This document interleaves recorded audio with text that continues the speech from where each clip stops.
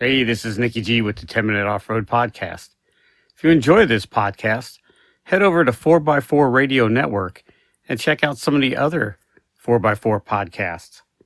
They have On the Trail Podcast, Trail Chaser Podcast, Center Steer, the 4x4 Podcast, and of course my favorite, the Jeep Talk Show. Episode 35. I'm back again, baby. All right, sit down, shut up, relax, grab a snack. The 10 Minute Off-Road Podcast is about to begin. Hello, welcome to the 10 Minute Off-Road Podcast. I'm your host, Nikki G. I'm here to inform, entertain, delight, and talk about all things off-road for the next 10 minutes or so. Why 10 minutes? Well, that's about 8 minutes longer than I usually need. Yeah, you gotta think on that one. It's for adults only. Sorry, Tony, I thought it would work. All right, welcome to the show. Tonight I want to talk about social media again. Me and Facebook have made up. Me and social media in general have made up. I was really beaten down past few weeks with social media. I got into quite a few arguments on Facebook unintendedly, and I really believe I'm in the right. I was being very nice and positive, and people took it wrong. And so I vowed to stay away from social media for a while, but in this day and age, I can't. That's how I keep connected with all of you and my friends. And so I come to agreement that on Facebook, I'm not going to talk as much and be as vocal in the public forums. I am going to still interact with all of you guys and my friends, but I'm going to tone it down, and I'm 100% going to make sure everything I say on social media is going to be bright, happy, fuzzy, and warm, positive, because I don't want to be the source of anybody's pain and anguish. And although I got a feeling a fluffy bunny would probably tick these people off. All right, so enough of the social media. Tonight is also a double win for me because I have finally solved my heat soak problem. Yes. Past few years, my Jeep has been a victim of heat soak. And if you don't know what heat soak is, on the 4.0 is prone to it.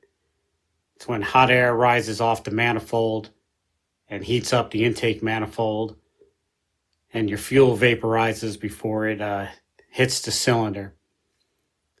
I love the 4.0, but it's a very poor design putting the intake right on top of the exhaust.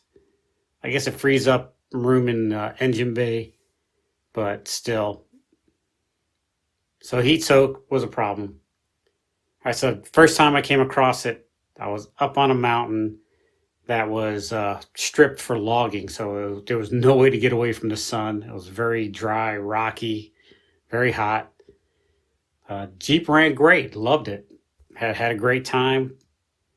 On the way home, it's all highway. I get into town, I hit stop and go traffic, and my Jeep sputtered and shut off. And I right away recognized it as a fuel delivery problem. So I took my horn relay, or I took a relay and swapped it out with the fuel pump relay. It fired up and I drove it home. So I always assumed it was an electrical problem, that my relay box was just getting too hot. So when I go wheeling, I would take the cover off my relay box. I would keep cold relays in my cooler.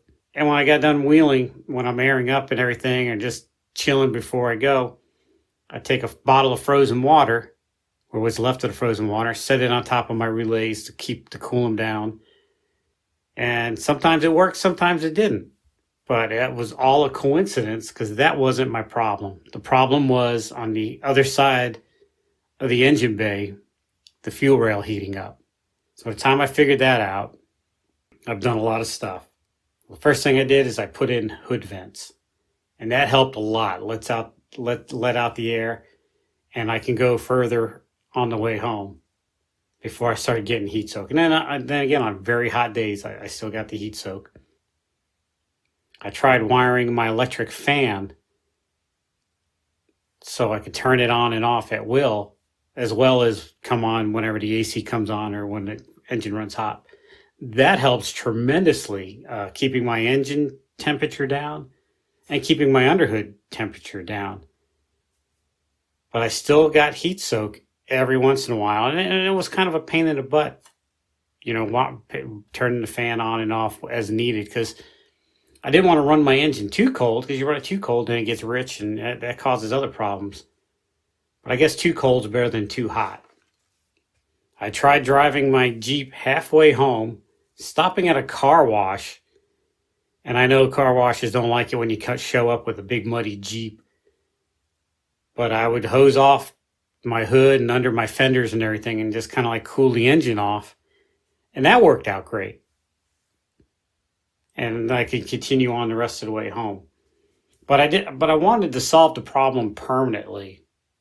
And I've always seen these heat shield kits. And I really didn't care for them too much, because I don't like heat wrap material. We used to wrap our headers in heat wrap. And one time I saw a oil-soaked heat wrap catch on fire. And that kind of turned me off on them. But I guess they're not bad, because, back in the day, we didn't really care about if the engine leaked oil and stuff like that. But now I'm pretty much on top of my oil leaks and stuff. I'm pretty much on top of my engine maintenance, so I can go with a heat wrap. I went with the Design Engineering heat shield kit, and I got to tell you, it's a lot different than the old heat wrap that we used to get. This seems like it wouldn't really soak oil as much, although oil can collect on it, but oil can collect on any surface. But it was a good quality kit, I felt like, and it installed easy. I've got a video of it on my YouTube channel, or I'm working on the video of my YouTube channel. Probably by the time this airs, I'll have that ready. But I went with the D&E, or Design Engineering heat shield, and I also got 4-hole injectors as opposed to the 1-hole injector that comes standard or stock. So I went with a 4-hole injector from K Suspensions, which I bought injectors from them before. Love them. Never had a problem with them. Service is good. I recommend it. Although they didn't pay me to say that. But I'm open to tips if you're listening, K Suspension.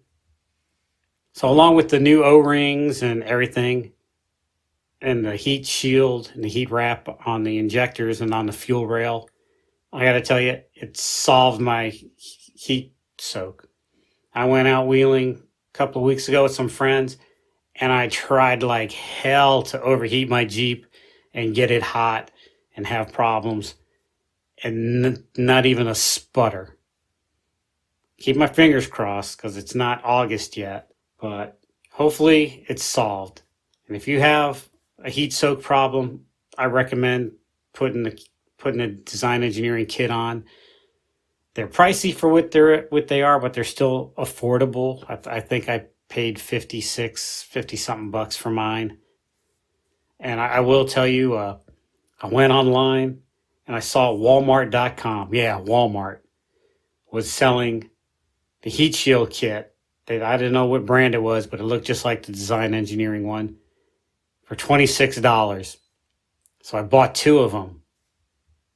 I'm sitting on my couch waiting patiently for the mail to come so I can get my heat shield kit and install it. And I get an email from Walmart that says they canceled my order. Like, what the heck? So in a nutshell, the Design Engineering heat shield, along with hood vents, along with my fan wired so I could turn it on and off when I need it, has pretty much solved my heat soak, I think. We will find out in August if it really did solve it. But so far, so good. You can listen to the 10-Minute Off-Road Podcast on Anchor, Apple Podcast, Google Play, Spotify. Yeah, we're in the big leagues now, baby. Breaker, Pocket Casts, Radio Public. Yeah, I've never heard of those things either. I think they're just making some of these up. But you can't hear the 10-Minute Off-Road Podcast on iHeartRadio, Pandora, or TuneIn. Yeah, I've never heard of TuneIn either, but they refused us too. They're kind of uppity and stuck up. Sort of like the rich kid in the neighborhood, I guess. I don't know. All right, thank you for tuning in. That's about all the time we have this week. Nah, that's a lie. I really have a little bit more time, but I'm just tired of talking. All right, until next time, this is Nicky G saying wheel what you got and be happy. Did you hear about the school that banned scissors? Yeah, apparently students were cutting class. Now we're done.